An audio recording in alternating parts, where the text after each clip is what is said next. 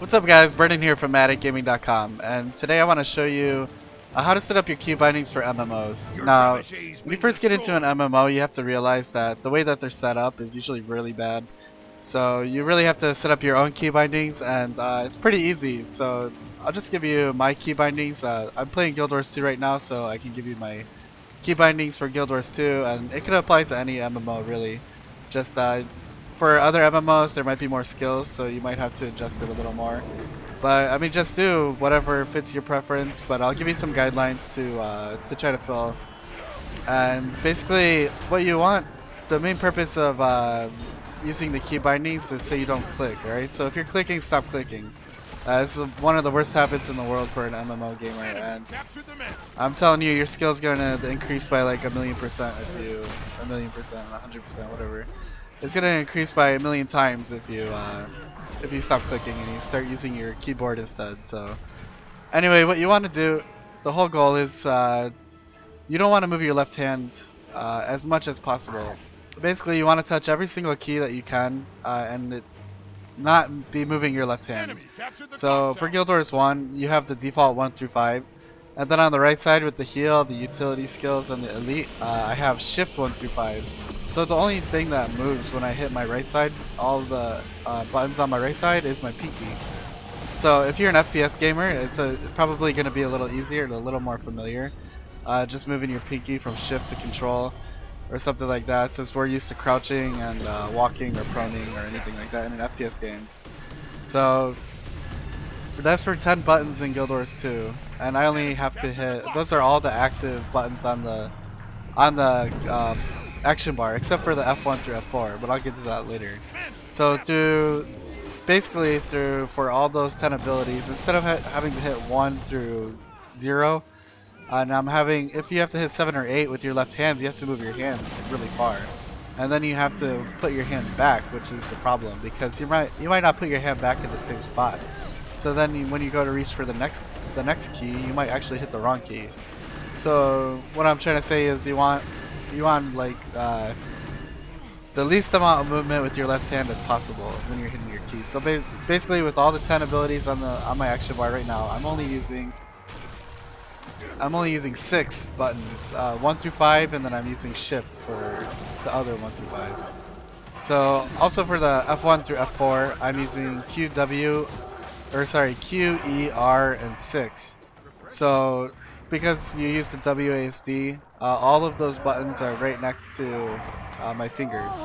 So it's only one key, but it's only one key away. The only one I have to reach for is the 6, but I mean, if you've been gaming for any time, the 6 should be pretty easy to hit with your index finger.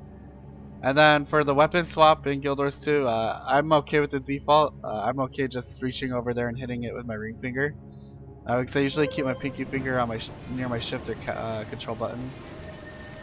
And then there are also other keybindings that you want to look at, like marking a target when you want to call out a target, which is Control T for the default in Guild Wars 2. That I'm also okay with, because hitting Control and then hitting T, I don't have to move my hands so much. So, but I mean, it's up to you. It's up to your preference. But remember, when you change your keybindings, that it's gonna feel a little weird at first. You're gonna have to completely readjust all of your muscle memory. So if you're used to clicking, or you're used to reaching all the way to the 7 or the 8, it's a little awkward. At first, just remember it's gonna be awkward because you have to retrain your whole muscle memory to like keep your fingers there, and you have to think like, oh, I want to do this, and then which button do I hit? Usually you would reach for 7, but now you're reaching for shift 2. So just stick with it, and it'll come with practice. So mess around with the keybindings. Don't be afraid to. Remember, you could just set it back to default if you messed anything up and you don't know exactly what you're doing. So, and also look for the keybindings that you don't really use, that aren't really that important to you. Like say G in Guild Wars 2 opens up your guild panel. If you really don't care about hitting G, the shortcut to get to your guild panel, where you could just click on top and then go to your guild, then get rid of the G and use the G for a skill. Use the G for a weapon swap. So those are things you can do. Those are little tips and tricks. But basically, remember that you don't want to be moving your left hands at all. You want the smallest movements possible, so your hands can basically stay in place the whole time, and that way you can be much quicker and much more precise with your actions with your left hand. So anyway, it's been a little advice for key binding in MMOs, and specifically Guild Wars 2 in this video because that's what I'm playing. But with other MMOs, you could do like Shift 1. I remember in World of Warcraft I would go up to about 7 with my numbers, and then I would do about Shift 1 through 7, and then I would do Control 1 through 7, and then I could do Shift Q, Shift E, Shift R.